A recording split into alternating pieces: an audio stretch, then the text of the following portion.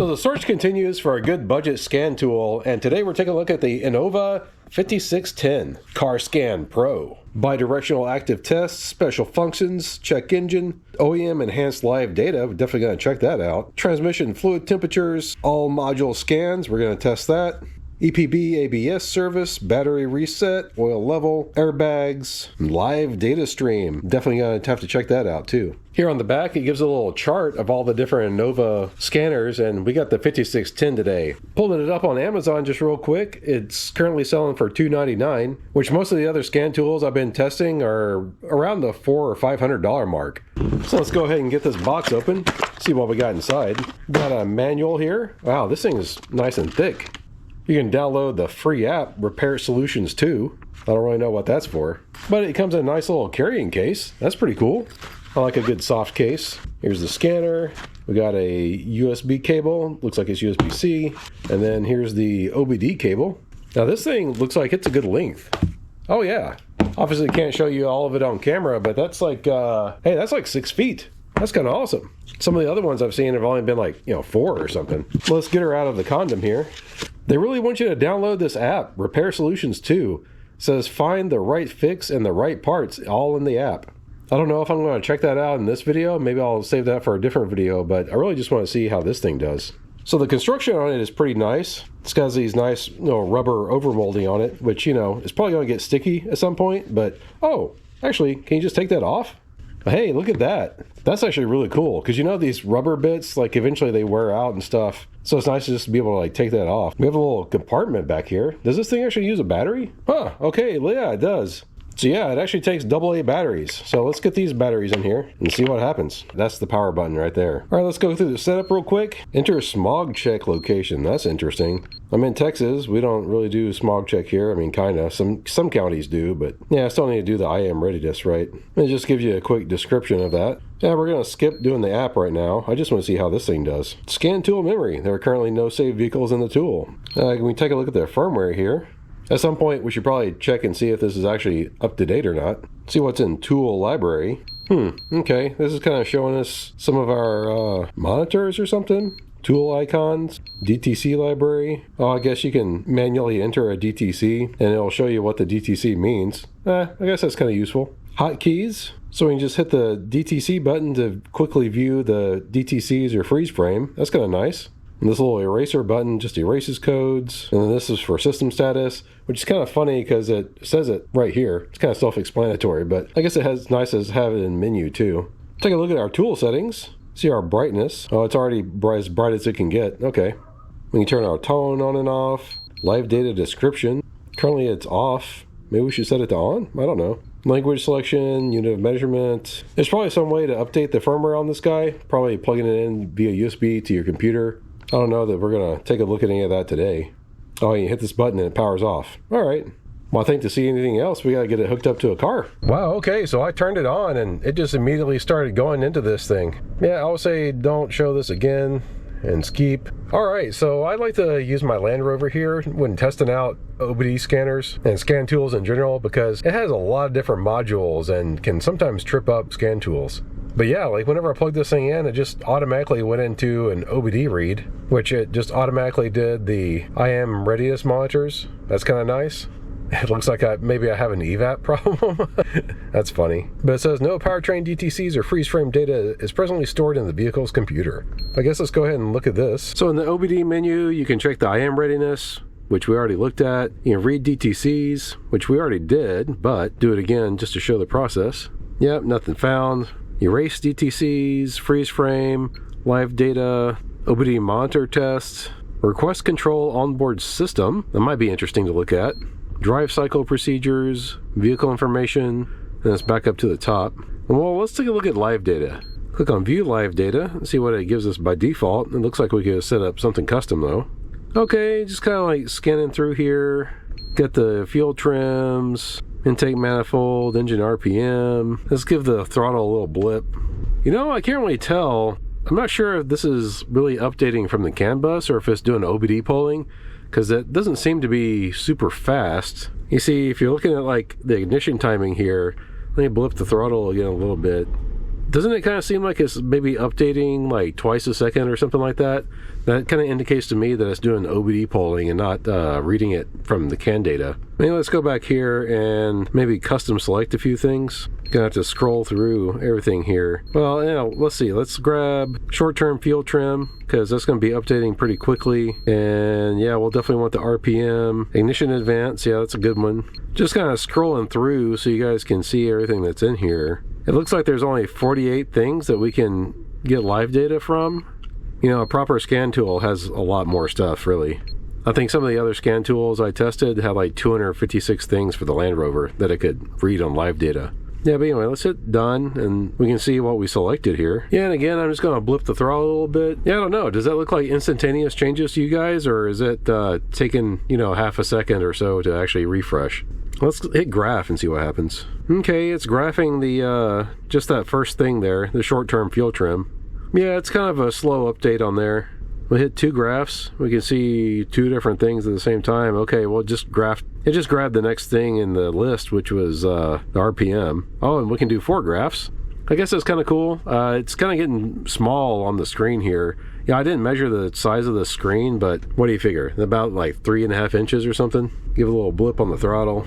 The graph's auto scale. You can press this for PID superimpose. Well, I'm not sure what that means. Oh, I guess you can select two of these things and put them both on the same graph. That's useful. You can go into like your various things. Like if you want to see the DTCs and freeze frame data, you hit this button here and it takes you to the OBD menu basically. You hit this button here, it just goes you straight to live data, which we were just looking at. I'm going to hit the system status button, see what happens with that. Let's go to all module scan. I want to see what that does.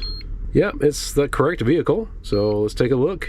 Okay, it lists 1 of 27, which is kind of interesting. That should be everything, and not everything on there is equipped in this particular Land Rover either. I know this particular one has 23 modules. I guess it's 27 the maximum that it could have.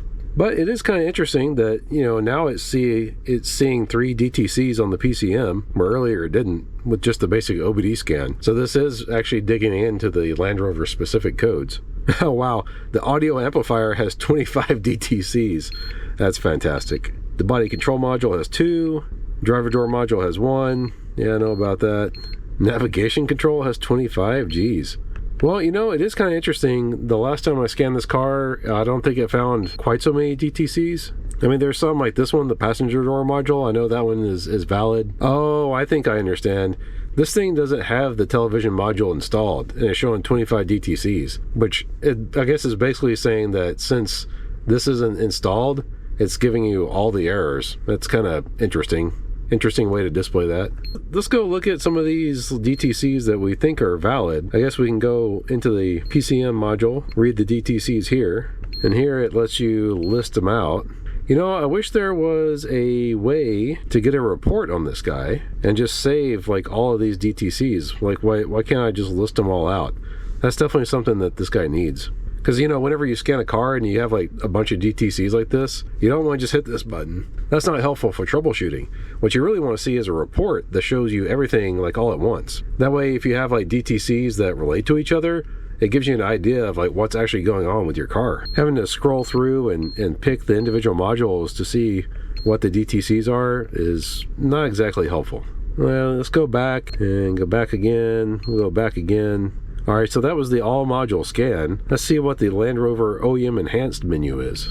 Okay, we have some special features for the PCM and TCM. Oh, that's just kind of what we were already seeing. Now let's take a look at the live data though, see if we have different live data in here. Wow, this is taking a while, but here we go. Let's just look at live data. This does look like it's different stuff from the previous live data. Oh yeah, look at that. We have 218 different things that we can look at here. So I'm guessing if you really want to see your data, you would go to your vehicle specific modules and then click on live data in there, instead of just hitting this live data button. I'm gonna go back. Well, no, we want to see the live data. Why did it go all the way back? Great, it's gonna sit on this menu again for a minute. Yeah, it really does take a while for it to get into this live data view here. All right, let's do a custom one. It's going to take a while to scroll through all this. Wow, there is a lot of stuff in here, and you just have to keep scrolling to find the thing that you want. Okay, here we have our fuel trims. Let's all go ahead and select these guys. Sure, let's take a look at the manifold pressure, RPM 2. Wonder what RPM 2 means. Hopefully that's just RPM. But anyway, okay, that's fine. Let's click done. Okay, so now let's give the little blip of the throttle here. So RPM 2 is not showing us anything. Okay, well, never mind that guy. But give a little blip of the throttle on this. Huh. I don't know. And it doesn't look like you can graph from here, which is kind of unfortunate because this is where you get more granular information than in the OBD scanning. And it still doesn't seem like it's updating all that fast, but you know, this is still very useful stuff to have. So now I want to see where I can find the actuator tests. Maybe it's in the module selection here. We'll go to PCM, read DTCs, erase, live data, ECU. No, that's all they have. Maybe we'll take a look at analytic brakes. No? Interesting. Alright, to get to the active tests, you hit the menu button, and here you have your service reset, service check, alternator tests, DLC locator, firmware version, tool library. Okay, we already kind of looked at this stuff, but let's go to service check, see what these are. Huh, okay, engine oil level is 2 inches? What does that mean? Emission fluid, brake pad check, odometer. Well, this is not really helpful information. Let's go to our service reset. Oil maintenance reset, battery initialization, parking brake, steering angle calibration, TPMS relearn, ABS bleeding, okay.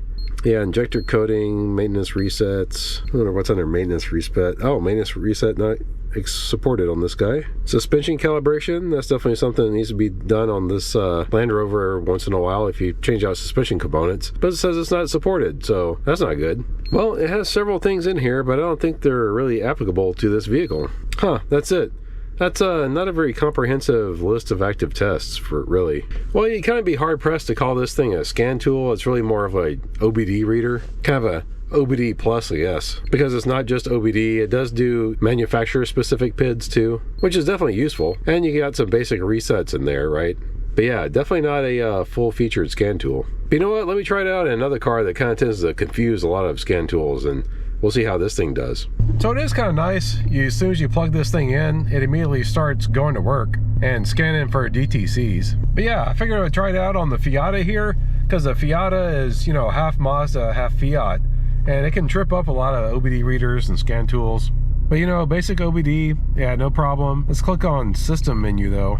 All right, so it did detect that it was a Fiat. That's good. Let's do the all module scan, see what happens. Yep, it is a 124 Spider, so that's right. Okay, so that's kind of interesting.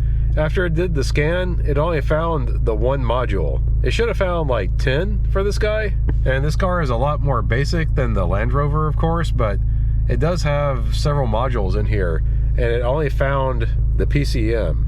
So that's kind of a fail for this on the Fiat. But, you know, let's go look at the live data. Oh, well, this is interesting. This is something we didn't have in the Land Rover. Here we have a powertrain active test. You know, that kind of indicates to me that there should have been some active tests available for the Land Rover, and there weren't. I mean, the Land Rover supports a ton of active tests, and that just wasn't available, so that's not good. But yeah, here you see you can actuate the fuel injectors, the fan relay, the fuel pump, O2, ignition coils. You activate the ignition coils, that's good. But yeah, that's kind of what I was expecting to see for the Land Rover, but yeah, it was missing the active tests. And go into powertrain special function. Special function is not supported. All right, let's take a look at the live data though. Okay, it's got 37 things in here for the live data. And just like before, we can graph these things, I suppose. It seems to respond pretty quickly. And it is kind of nice as showing the short-term fuel trim. I've actually had some other scan tools here recently that didn't show fuel trim for the Fiat. That's just really bizarre that this thing shows it and some others didn't. Although I really can't tell like how quickly it's updating. You know, I'm blipping the throttle here and it should be like going crazy, but it looks like it's only updating about every half second, right? So again, you know, I don't know like how useful that is. But nonetheless, this is good information to have. Yeah, but let's grab a couple things, take a look at. So I got the short-term fuel trim, the manifold pressure, and the engine RPM. Give this thing a couple of blips. And do 2 graphs, and then 4 graph.